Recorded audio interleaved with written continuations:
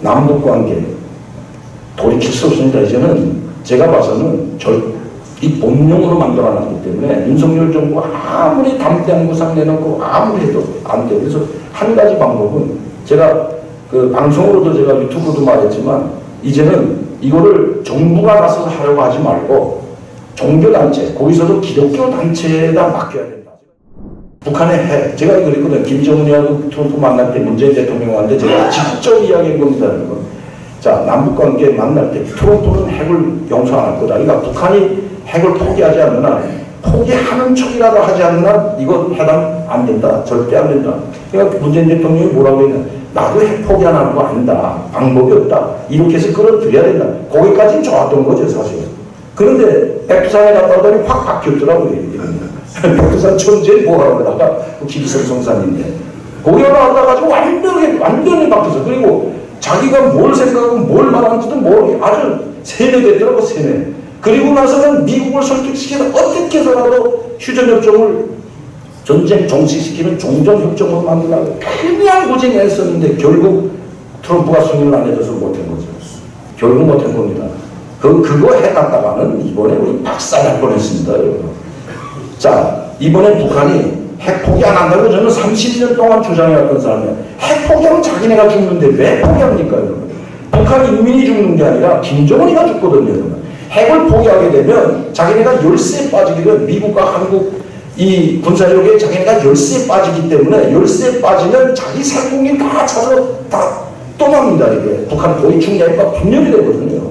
근데 그 핵이라는 거 있기 때문에 아 미국이나 한국이 우리를 함부로 못하겠구나 이런 거 있기 때문에 김정은 체제가 유지되거든요. 그러니까 김정은 체제는 3대 세습이 유지될수록 오래 가려면 핵을 포기하면 안 돼. 내가 김정은이라도 핵 포기하는데 여러분이 김정은 핵 포기하겠어요? 내가 죽는데 핵이 없으면 김정은이가 직접 이야기한 게 뭐라고 했습니까? 우리가 그나마 핵을 붙어 있으니까 이라크나 리비아처럼 안 됐다고 아니 노골적으로 가고 이번에 국회 연설에서 최영희 대변인 연설에서도 이야기한 게 바로 겁니다. 핵이 없었으면 우리 리비아나 이라크처럼 됐을 거다. 그리고 미국은 우리를 핵을 약간 정확히 알고 있어요. 우리의 핵을 무너뜨리는 건 핵이 문제가 아니라 핵만 없어지게 하는 것이 아니라 우리 조건 자체를 무너뜨리게 하는 게 미국의 전략이다. 맞는 말이지. 미국이 핵 없어지면 그때는 미국만 붙게 돼 있거든요. 북한이. 아니 김정은은 정확히 이야기하고 있어요. 그래서 뭐라고 하는 줄 아십니까?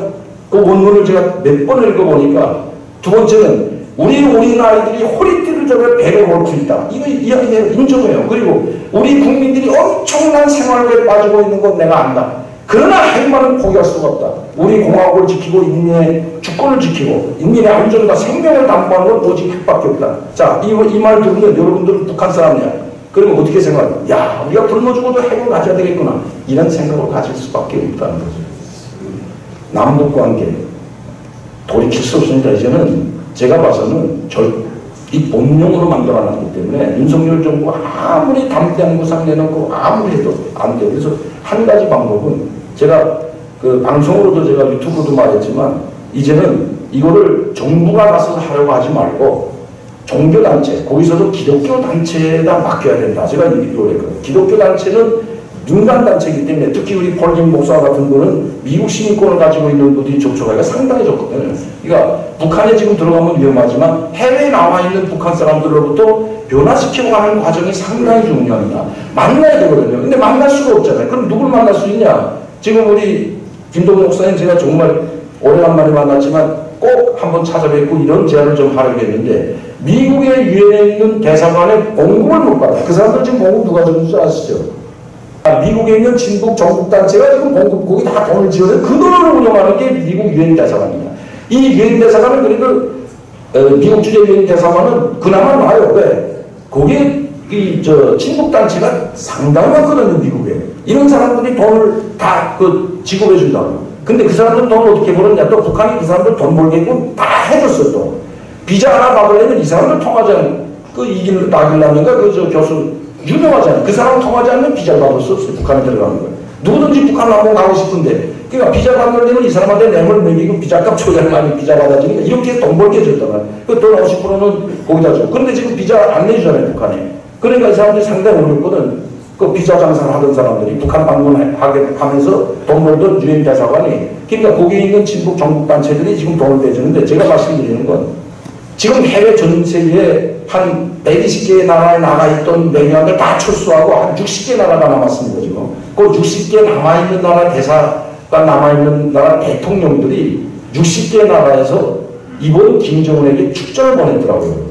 대통령들이 다 보낸 겁니다.